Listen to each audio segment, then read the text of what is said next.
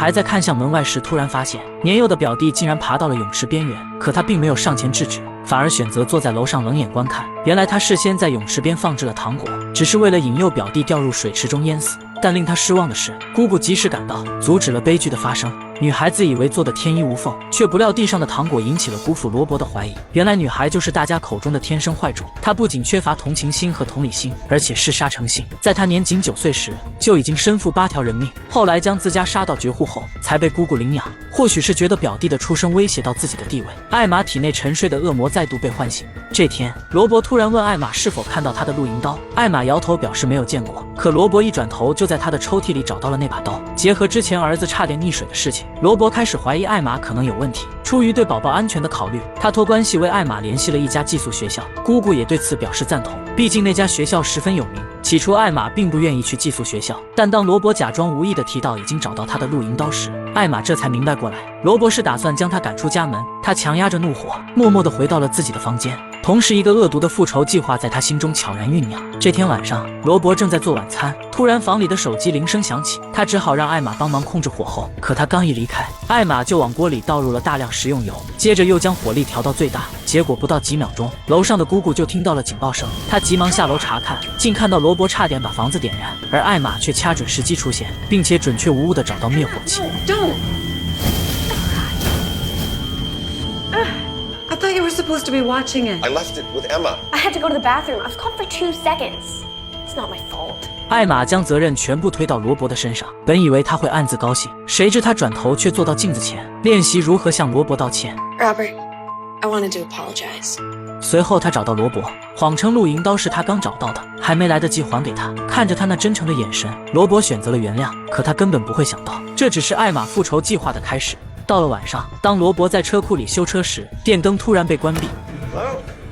紧接着，好端端的起重机也被人为放下，车辆瞬间坠落，直接将罗伯的下半身压在了车顶。在重压之下，罗伯还未来得及呼救就昏死了过去。原来这一切都是艾玛所为，他以为罗伯这次必死无疑，于是得意地吹着口哨离开了现场。直到2个小时后，姑姑因一直未等到罗伯回房睡觉，便来到车库寻找，结果却惊恐地发现了罗伯的惨状。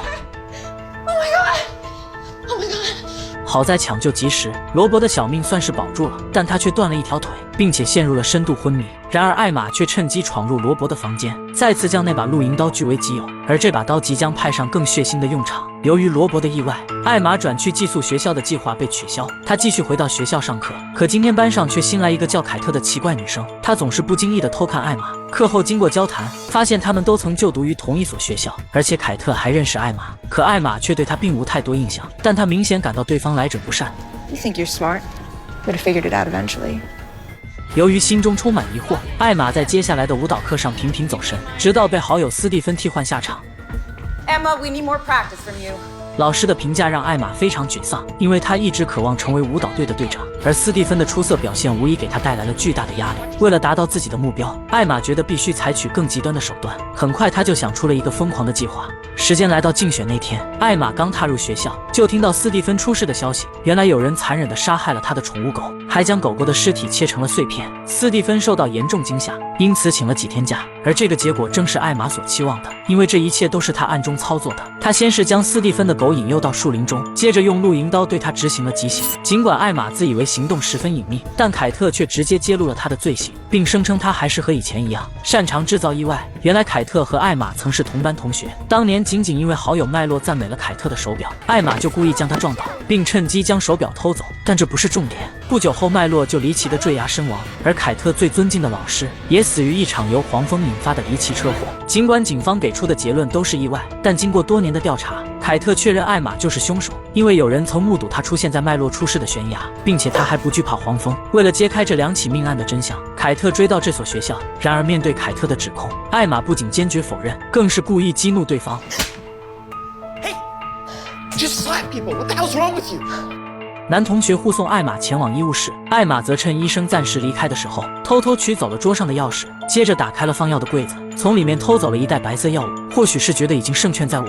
艾玛在竞选队长时发表了精彩的演说，可现实却又给他上了沉重一课。队友们最终还是将选票都投给了缺席的斯蒂芬。而当他气急败坏地回到家中时，姑姑又告诉了他一个更糟糕的消息：罗伯已经苏醒了，他正准备赶过去。艾玛更加崩溃，没想到这2件事他都搞砸了。在巨大的挫败感中，艾玛感到几乎无法呼吸。而在医院里，姑姑询问罗伯是否还记得当时发生的事情。由于罗伯无法发声，他又贴心地拿来纸和笔，却看到罗伯在纸上写下了艾玛的名字。然而他却误解了罗伯的意思，以为他是在关心艾玛转学的事情。几天后，姑姑将罗伯接回家中，并雇佣了一个保姆在白天照顾他。艾玛试探性地询问罗伯是否记得事情的经过，但罗伯并不完全确定是艾玛做的，因此只能暂时稳住他，谎称那只是一个意外。见罗伯并未怀疑自己，艾玛安心地返回学校，而斯蒂芬也回到了课堂。艾玛恶狠狠地盯着他，接着又偷偷给他发了一条视频，并示意他查看。然而当斯蒂芬打开视频时，手机上突然闪现出白色的死亡光斑。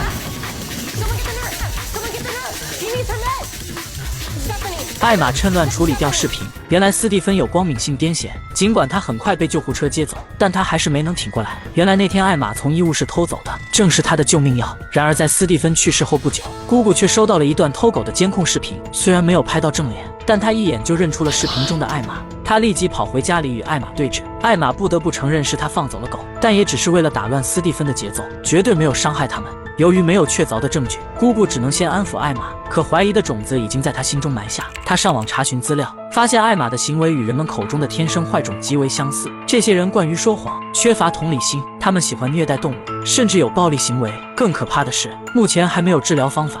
第二天，保姆陪着罗伯在泳池边透气，突然屋内传来一声巨响。What the hell? 保姆立刻进屋查看，发现是相框掉下来砸到了药箱，药品散落一地。他急忙出去找人帮忙，却看到艾玛已经坐在泳池边。于是他请求艾玛帮忙将罗伯推回房间，自己去处理一下药箱。虽然艾玛嘴上答应，可转身他就假装接起了电话。罗伯感到很不舒服，请求艾玛将自己推回屋里，可他却充耳不闻，甚至还故意走远。罗伯只能自己去够轮椅。直到保姆再次返回时，艾玛才假装打完了电话。Robert, what are you doing? What is happening Ignoring here? me. Trying to.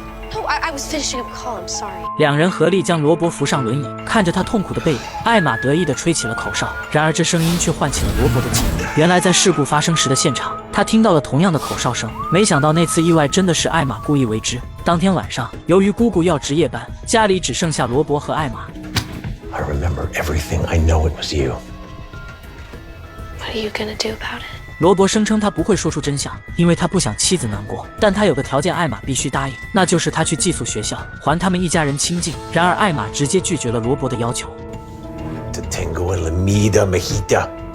罗伯根本不会想到，得罪艾玛是件多么危险的事情。回到房间后，艾玛进行了心理评估测试，结果显示他是个精神病患者。可艾玛却对这个结果非常满意。第二天早上，姑姑上完夜班回家后，带回了一只特别的玩具熊，熊眼睛里装着监控，以便于他实时查看罗伯的状况，因为他要去见一个或许可以给他真相的人。为了安全起见，他将宝宝也一并带走了。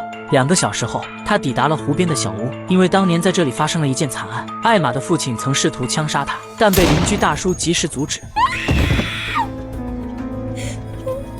虽然当年警方判定是因为艾玛的父亲犯病，所以才酿成的惨案，但姑姑开始怀疑真正生病的可能并非哥哥。她找到当年开枪的邻居大叔，希望能获取一些有用的线索。据老人回忆，当年他在开枪前的确听到艾玛的父亲说了一句奇怪的话 I have to do this.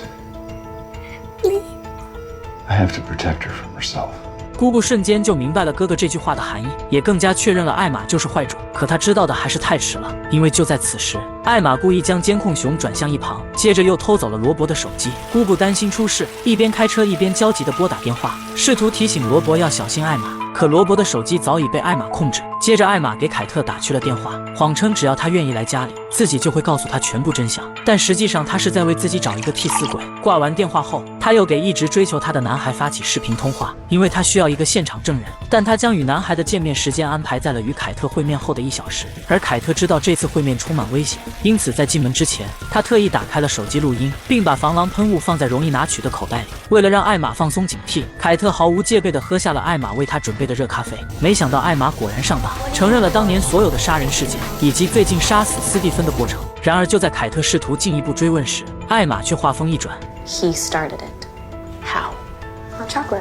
原来他打翻保姆的药箱后，偷走了所有安眠药，并将它们全部碾成粉，加入凯特喝的热咖啡中。见对方已经陷入了瘫痪，艾玛从他身上搜出了手机，接着他删掉了上面的录音。Too bad no one will ever hear that. 最后，艾玛又拿走了凯特的防狼喷雾。原来一切都在他的预料之中，但他的计谋还远不止这些。只见他当着凯特的面拨打了报警电话，开始了他精彩绝伦的表演。Please help me. My name is Emma Grossman. There's this girl. She's insane. Started a fire. She's attacking me.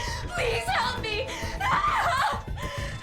在凯特被制服后不久，罗伯突然听到宝宝的哭声，误以为是妻子带着孩子回来了。然而在几声呼唤后却没有回应，而艾玛也不见了。罗伯因担心出事，只能自己挣扎着坐进轮椅，循着声音去找。可要想爬上眼前的楼梯却并不容易，然而他别无选择。Come on, buddy. Daddy's coming. 而在厨房里，艾玛打开了所有的燃气，灶台上迅速燃起了火焰。接着，他又在屋内各处浇上汽油，最后将凯特的手搭在汽油桶上，伪装成是凯特纵火的场景。而在楼上，罗伯终于爬到了婴儿房间，可他将被子掀开之后，却发现只是一段录音。原来妻子和宝宝根本就没有回来。罗伯愤怒地瞪着身后的艾玛，他明白今天自己是难逃一劫了。然而在这紧要关头，姑姑及时赶了回来，他当面揭露了艾玛的真面目。 You're a monster! 说完，姑姑立刻冲进火场。然而她却忘了一件更重要的事情，宝宝还在车上。姑姑穿过浓烟，艰难地爬上2楼，找到了即将昏迷的罗伯。